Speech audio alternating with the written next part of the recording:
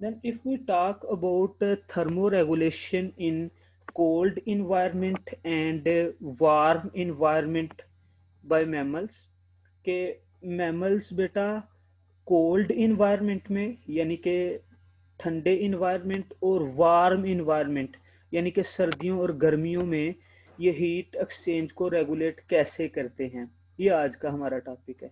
तो first of all बेटा हम कोल्ड इन्वायरमेंट से स्टार्ट करते हैं।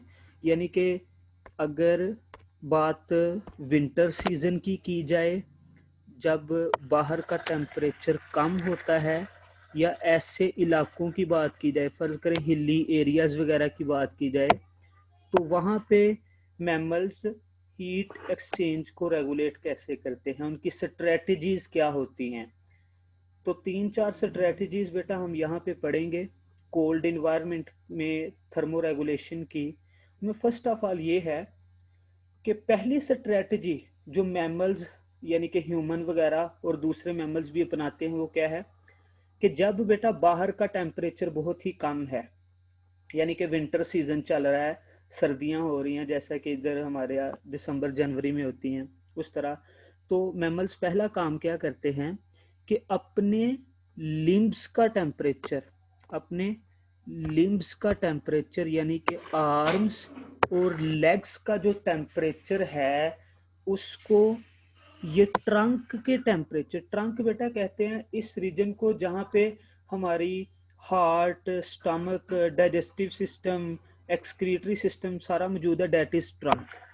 तो पहली स्ट्रेटजी क्या है कि मैमल्स क्या करेंगे कि अपनी ट्रंक की निस्बत आर्म्स यानी कि बाजुओं का एंड लेग्स और टांगों का जो टेम्परेचर है उसको थोड़ा सा कम कर देते हैं। जैसे हम देखते हैं ना बेटा कि सर्दियों में जब हम अपने हाथ या पाँव, ठीक है, महसूस करें तो वो ज़्यादा ठंडे होते हैं इन कंपैरिजन टू आवर बेली या आवर ट्रंक। तो क्या करेंगे जी, ये अपनी ट्रंक का टेम्परेचर वैसे ही मेंटेन रखेंगे, जबकि आर्म्स और लेग्स का टेम्परेचर ये थोड़ा सा कम कर देंगे। इसका फ़ायदा क्या होगा, इसका फ़ायदा ये होगा कि बेटा आर्म्स और लेग्स में कोई इतने ज़्यादा वाइटल प्रोसेस नहीं चल रहे, यानी कि कोई वाइटल ऑर्गन्स मौजूद नहीं है, जैसा कि वहाँ पे सर्कुलेशन को कंट्रोल नहीं किया जा रहा, वहाँ पे रेस्पिरेशन को कंट्रोल नहीं किया जा रहा, वहाँ पे डाइजेशन नहीं हो रही। जबकि ट्रंक में क्या है, ट्रंक में बेटा हार्ट भी मौजूद है, ट्रंक में लंग्स भी मौजूद हैं, लीवर मौजूद है, स्टमक मौजूद है। हार्ट क्या कर रहा है, बॉडी में ब्लड की सर्कुलेशन को कंट्रोल कर रहा है। लंग्स क्या कर रहे हैं, रेस्पिरेशन को सर अंजाम दे रहे हैं। लीवर और स्टमक मिलके क्या कर रहे हैं, डाइजेशन को में पार्टिसिपेट कर रहे हैं। तो इन वाइटल ऑर्गन्स का बेटा टेम्परेचर कम नहीं होना चाहिए। क्यों, क्योंकि अगर इनका टेम्परेचर कम हो गया तो इनमें जो इंजाइम वर्क कर रहे हैं वो डीनेचर हो जाएंगे, वो अपना काम जो है वो एफिशिएंटली नहीं कर सकेंगे। तो इसलिए इनका टेम्परेचर तो कभी भी लो नहीं किया जाएगा। तो इसलिए एनिमल्स क्या करेंगे, मैमल्स क्या करेंगे कि ट्रंक का टेम्परेचर वैसा ही रहने देंगे और आर्म्स लेग्स वगैरह का टेम्परेचर थोड़ा सा कम कर देंगे, ताकि कम से कम हीट जो है वो बॉडी में से रिलीज हो, कम से कम बॉडी में से हीट लॉस हो और बॉडी का टेम्परेचर जो है वो बाहर के लोअर टेम्परेचर के साथ साथ कम ना हो। This is first strategy. Secondly बेटा मैमल्स क्या करते हैं, सेकंड इनमें जो स्ट्रेटजी है वो ये है कि लैंड वाले जो मैमल्स हैं ना बेटा, देखे ना कि मैमल्स सिर्फ और सिर्फ टेरेस्ट्रियल कंडीशंस में नहीं पाए जा रहे, कुछ मैमल्स इक्वेटिक इन्वायरमेंट में भी पाए जाते हैं। तो ये जो सेकंड स्ट्रेटजी है it is mainly related to terrestrial mammals, यानी कि जो लैंड पे रह रहे हैं। ये क्या करते हैं कि जब बेटा बाहर का टेम्परेचर कम है यानी कि बाहर बहुत ज़्यादा सर्दी है, तो ये क्या करें, ये क्या करते हैं, दे डू फर रेजिंग। ये क्या करेंगे कि अपनी स्किन के ऊपर बेटा जो बाल है ना उनको खड़े कर लेते हैं। इसको हम गूस बम्प्स भी कहते हैं, गूस बम्प्स, या इसको बेटा पाइलो इरेक्शन भी कहा जाता है। सर्दियों में मैमल्स की बॉडी पे जो स्किन वाले हेयर्स हैं उनका रेस हो जाना, उनका इरेक्ट हो जाना, खड़े हो जाना, उस कंडीशन को बेटा गूस बम्प्स या पाइलो इरेक्शन कहा जाता है। अभी ऐसा क्यों किया, इसका फायदा क्या है? इसका फायदा ये है बेटा कि स्किन के नीचे जो ब्लड वेसल्स में से हीट रिलीज हुई थी ना, जब बाल खड़े होंगे तो वो उस वार्म एयर को, वो उस हीट को अपने अंदर ट्रैप कर लेंगे। ठीक है, उस thick layer of warm air को वो जब ट्रैप कर लेंगे तो ये फिर एयर या ये लेयर क्या करेगी, ये बेटा एनिमल स्किन यानी कि मैमल की स्किन और जो सराउंडिंग्स यानी कि उसका जो इन्वायरमेंट है उन दोनों के दरमियान इंसुलेटर का काम करेगी।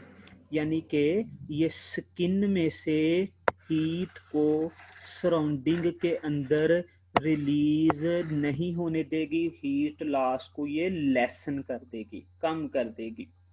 तो सेकंड स्ट्रेटजी बेटा हमने कोल्ड इन्वायरमेंट में थर्मो रेगुलेशन की क्या पढ़ी कि जो लैंड मैमल्स होते हैं यानी कि वो मैमल्स जो ज़मीन पर रह रहे हैं, एक्वेटिक इन्वायरमेंट में नहीं रहते, वो क्या करते हैं कि जब सर्दियां आती हैं, जब बाहर का टेम्परेचर बॉडी के टेम्परेचर से कम हो जाता है, तो वो क्या करेंगे, वो अपनी स्किन के ऊपर जो हेयर्स हैं उनको इरेक्शन दे देते हैं, उनको इरेक्ट कर देते हैं, खड़े कर देते हैं, जिस कंडीशन को गूस बम्प्स या पाइलो इरेक्शन कहा जाता है।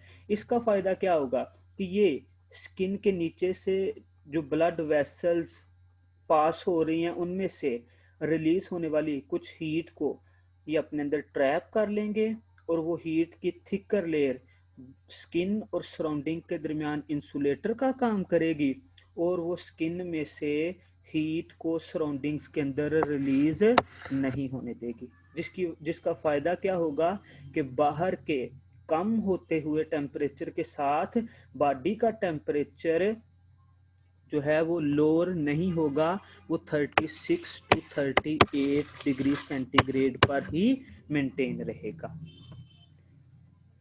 देन बेटा अगर थर्ड स्ट्रेटजी की बात की जाए तो तकरीबन तमाम जो मैमल्स हैं उनकी स्किन के बिल्कुल नीचे, स्किन की अपर लेयर को बेटा कहते हैं एपिडर्मिस, और एपिडर्मिस के बिल्कुल जो नीचे लेयर है ये वाली, इसको बेटा कहते हैं डर्मिस। तो तकरीबन तमाम मैमल्स में बेटा ऐसा होता है जो कि ट्रॉपिकल रीजन्स में रहते हैं या जो कोल्ड इन्वायरमेंट वाले रीजन्स में रहते हैं, उनकी डर्मस में वाइट एडिपोज टिश्यू जो है, this is white adipose tissue, या आप सिंपली से कह लें कि उनकी डर्मस में फैट्स की एक लेयर होती है, यानी कि वाइट एडिपोज टिश्यू होता है, और ये फैट्स बेटा क्या करती हैं, these fats are acting as insulator. ठीक है, ये भी क्या करती हैं कि जब ठंडा टेम्परेचर बाहर का होगा यानी कि सराउंडिंग्स का टेम्परेचर बहुत ही कम है, तो ये बॉडी में से हीट लॉस को रोक देती हैं, बॉडी में से हीट को रिलीज नहीं होने देती। ठीक है, तो थर्ड स्ट्रेटेजी बेटा हमारे पास क्या है कि mammals are having a layer of fat in the dermis of their skin which is acting as an insulator and preventing the high heat loss from the body। उसके बाद अगर बेटा नेक्स्ट स्ट्रेटजी की हम बात करें तो ये मेनली रिलेटेड है एक्वेटिक मैमल्स से, एक्वेटिक मैमल्स से। अच्छा बेटा, एक्वेटिक मैमल्स जैसा कि वेल हो गई, फिर सील्स हो गई, या फिर जो वैलरसेस होते हैं वो हो गए, सी ऑटर्स हो गए, ये सारे बेटा वो मैमल्स हैं जो ओशंस वगैरह में, सीज में रह रहे हैं, यानी कि एक्वेटिक हैं। वेल्स हो गए, सील्स, वेलरस, सी ऑटर्स वगैरह। तो इनके केस में क्या आता है कि दूसरे मैमल्स की निस्बत ना यानी कि ह्यूमन या दूसरे जो मैमल्स हैं उनकी निस्बत इनकी जो स्किन है उसके नीचे फैट की एक बहुत ही मोटी तय, थिकर लेयर, आम वाइट एडिपोज टिश्यू की निस्बत बेटा ये बहुत ही थिकर लेयर होती है।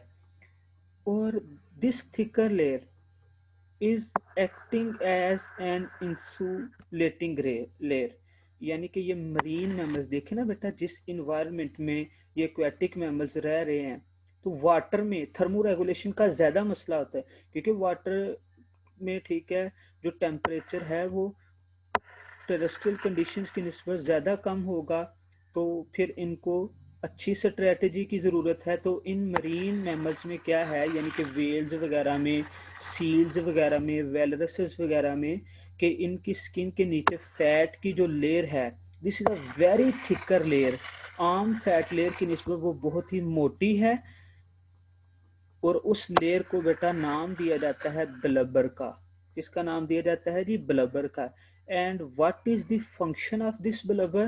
कि ये ब्लबर बेटा मरीन मैमल्स में इंसुलेशन का काम भी करती है।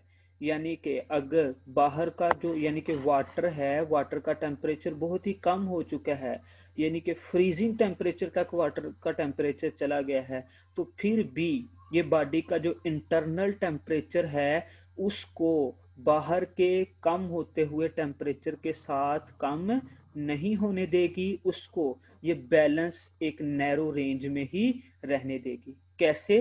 कि it will prevent the heat loss from body, prevent the heat loss from body। तो यहाँ पे अगर हम बेटा ब्लबर देखना चाहें तो ये देखें, ये हमारे पास एक वेल की स्किन की डायग्राम है। तो ये इसकी एपिडर्मिस है, ये वाली लेयर, और ये नीचे बेटा इसकी यहाँ पे ये इसकी है डर्मस। तो आप अगर डर्मस में देखें ना, तो डर्मस में ये देखें एक कितनी मोटी लेयर है फैट्स की, ये वाली जिसको अभी मैं मेंशन कर रहा हूँ। This layer of fat is known as blubber. इसमें जो फैट्स वगैरह हैं वो बेटा इंसुलेशन का काम कर रही हैं, वो बॉडी में से हीट को एक्सटर्नल इन्वायरमेंट यानी कि एपिडर्मिस की तरफ रिलीज नहीं होने देती, उसको अपने अंदर ट्रैप कर लेती हैं। तो ये तो हो गई बात बेटा हमारी कि कोल्ड इन्वायरमेंट में मैमल्स जो हैं वो थर्मोरेगुलेशन कैसे करते हैं, हीट एक्सचेंज को बैलेंस में रखने के लिए उनकी स्ट्रेटजीज क्या होती हैं।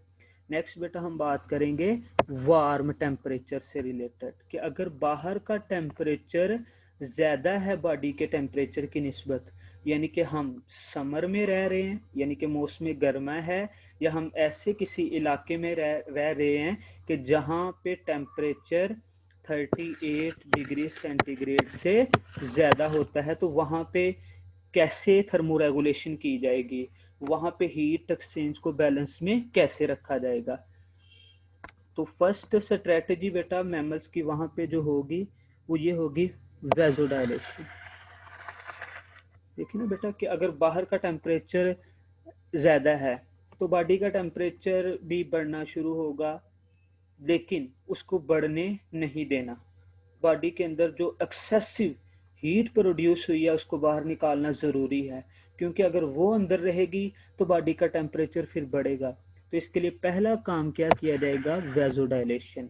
यानी कि क्या किया जाएगा कि हाइपोथैलेमस हमारा जो ब्रेन है वो स्किन के बिल्कुल नीचे, लेट्स सपोज दिस स्किन, तो स्किन के बिल्कुल नीचे बेटा जो ब्लड वेसल पास हो रही हैं ये वाली, ये इनको डायलेट करवा देगा, इनको फैला देगा, इनका एरिया ऑफ क्रॉस सेक्शन बढ़ा देगा, जिसकी वजह से क्या होगा कि इनकी तरफ जो ब्लड फ्लो का रेट है, ब्लड फ्लो का जो रेट है वो बढ़ जाएगा।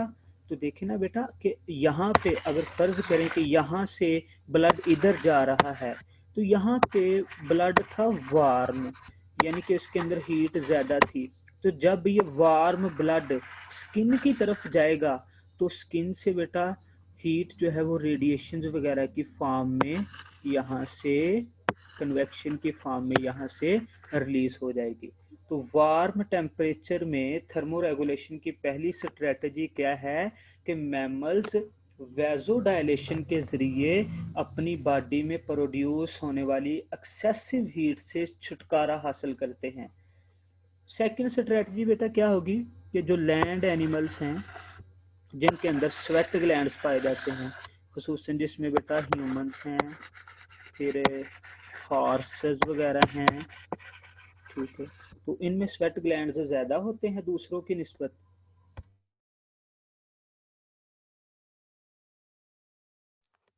तो होगा क्या कि जब बाहर का टेम्परेचर बेटा बहुत ज़्यादा हो जाएगा, यानी कि बॉडी के नैरो टेम्परेचर रेंज से हाई हो जाएगा, तो फिर क्या होगा कि these sweat glands will be activated, इनको एक्टिवेट कर दिया जाएगा। ये क्या करेंगे, दे विल प्रोड्यूस स्वेट, इनमें स्वेट प्रोडक्शन होगी, and this sweat will be released to the surface of skin with the help of their ducts.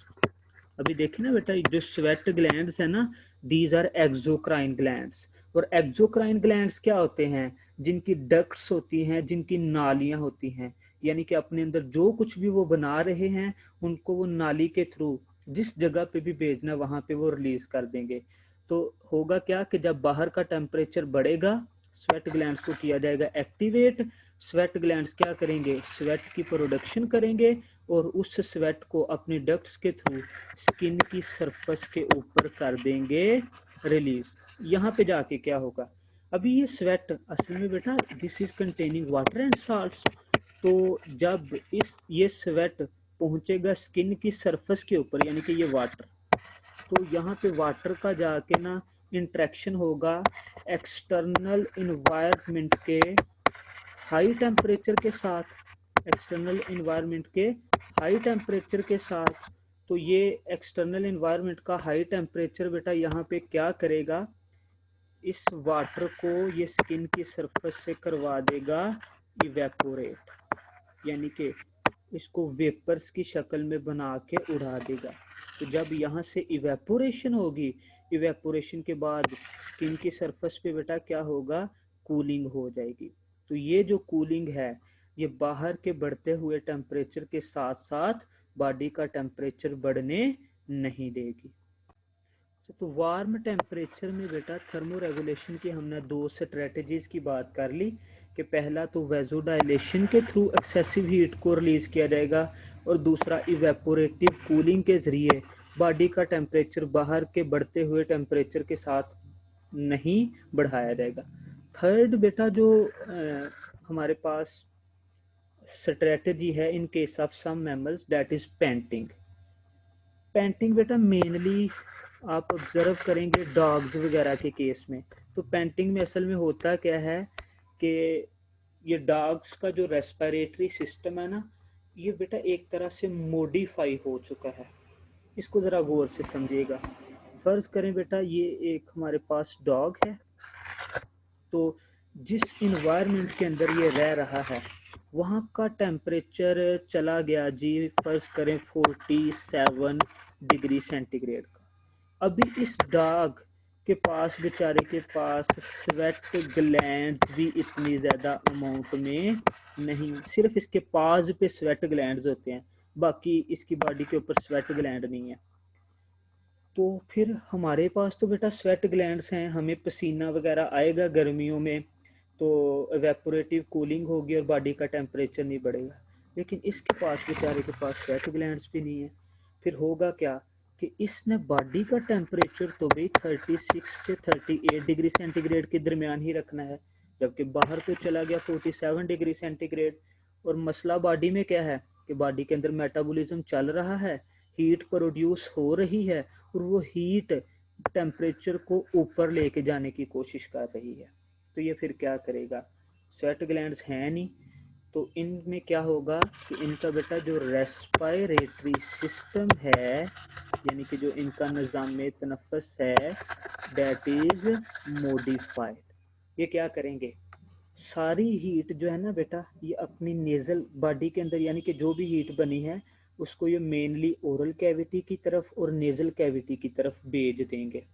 फिर क्या होगा कि बाहर से ये छोटे छोटे सांस लेंगे, बाहर से हीट आएगी नेजल कैविटी के अंदर। नेजल कैविटी में जो एयर आई है, तो जो नेजल कैविटी की तरफ हीट भेजी गई थी, उस हीट ने बाहर से आने वाली एयर एयर को किया वार्म, यानी कि उसके अंदर इंटर हो गई। फिर उस एयर को ये माउथ कैविटी से बाहर निकालते जाएंगे, यानी कि ये हवा को कंप्लीटली अपने लंग्स तक नहीं लेके आएंगे।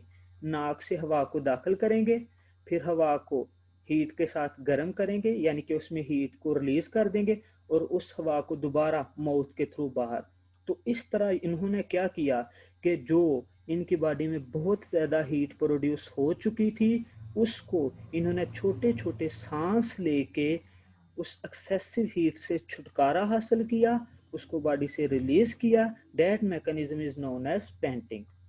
दोबारा से सुने, मैंने बेटा क्या बताया कि अगर आप डॉग्स की बात करें तो डॉग्स में इशू ये है कि इनमें बेटा स्वेट ग्लैंड्स जो हैं ये ह्यूमंस वगैरह की तरह, हॉर्सेस वगैरह की तरह, ठीक है, इतने ज़्यादा नहीं है, सिर्फ एक दो रीजन पे होंगे और वो भी बहुत कम।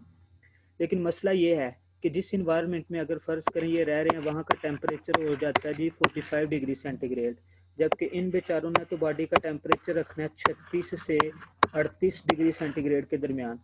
होगा क्या कि जैसे जैसे बाहर का टेम्परेचर बढ़ता जाएगा, इनकी बॉडी में जो हीट प्रोड्यूस हुई है वो बॉडी का टेम्परेचर 38 से ऊपर लेके जाने की कोशिश करेगी। फिर करना क्या चाहिए कि अगर बॉडी का टेम्परेचर नैरो रेंज में रखना है, तो ये जो हीट टेम्परेचर को बढ़ाने की कोशिश कर रही है, इसको करना चाहिए रिलीज। तो ये बेचारे रिलीज कैसे करेंगे? तो रिलीज करने के लिए बेटा मैंने क्या बताया कि इनका रेस्पिरेटरी सिस्टम मॉडिफाई हो चुका है। कैसे?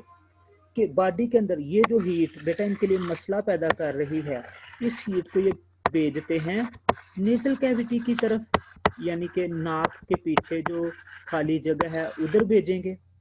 फिर क्या होगा कि बाहर से इन्वायरमेंट से ही एयर आएगी, उस एयर को नेजल कैविटी के अंदर जो हीट आ गई थी वो उस एयर के अंदर दाखिल होगी, एयर को करेगी वार्म, और फिर इस एयर को लंग्स की तरफ नहीं भेजा जाएगा, बल्कि क्या किया जाएगा, डायरेक्टली नेजल कैविटी से इंटर किया जाएगा ओरल कैविटी में, और फिर यहाँ से बेटा इसको माउथ यानी कि ओरल कैविटी की ओपनिंग के जरिए रिलीज कर दिया जाएगा। तो हुआ क्या जी कि सारी की सारी हीट जो प्रोड्यूस हुई थी उसको भेजा नेजल कैविटी में, और बाहर से एयर मंगवाई गई, उस एयर में उस हीट को किया गया रिलीज, और उस एयर को ओरल कैविटी से बाहर निकाल दिया गया। तो इस तरह छोटे छोटे सांस लेके ये उस हीट से छुटकारा हासिल कर लेंगे जो कि इनके लिए मसले का बायस बन रही थी। And this mechanism is known as panting. इसके बाद बेटा फोर्थ स्ट्रेटजी ये है कि चंद एक दूसरे एनिमल्स जैसे कि बैट्स हो गए, चमगादड़ हो गए, ये क्या करते हैं कि अगर बाहर का टेम्परेचर बेटा बहुत ज़्यादा हो जाए ना, तो ये क्या करेंगे कि अपनी बॉडी को उस टेम्परेचर से बचाने के लिए, यानी कि अपनी बॉडी का टेम्परेचर मेंटेन रखने के लिए इवेपोरेटिव कूलिंग का सहारा लेंगे। लेकिन इनमें बेटा मेनली स्वेट ग्लैंड्स के थ्रू इवेपोरेटिव कूलिंग नहीं हो रही। ये क्या करेंगे, ये अपना सलाइवा या अपना यूरिन जो है इसको अपनी स्किन यानी कि अपनी बॉडी के ऊपर छिड़केंगे, यानी कि अपना ही सलाइवा और अपना ही यूरिन इन्होंने क्या किया, अपनी बॉडी के ऊपर छिड़का, जिसकी वजह से क्या होगा, जब उस सलाइवा या यूरिन के अंदर जो वाटर था वो वेपर्स की शक्ल में वहां से इवेपोरेट होगा, तो उसके बाद बेटा जो सरफेस है वो हो जाएगी कूल, और बाहर के बढ़ते हुए टेम्परेचर के साथ साथ इनकी बॉडी का टेम्परेचर बढ़ेगा नहीं, वो मेंटेन रहेगा। तो वार्म टेम्परेचर के अंदर बेटा हमने 4 स्ट्रेटजीज की बात की: vasodilation, evaporative cooling bye sweat glands, painting and evaporative cooling by saliva and urine in case of bats. Is it clear? और यहाँ पे बेटा इस डायग्राम में मैंने इन सारी चीज़ों को कम्प्रीहेंसिवली एक्सप्लेन भी किया हुआ है।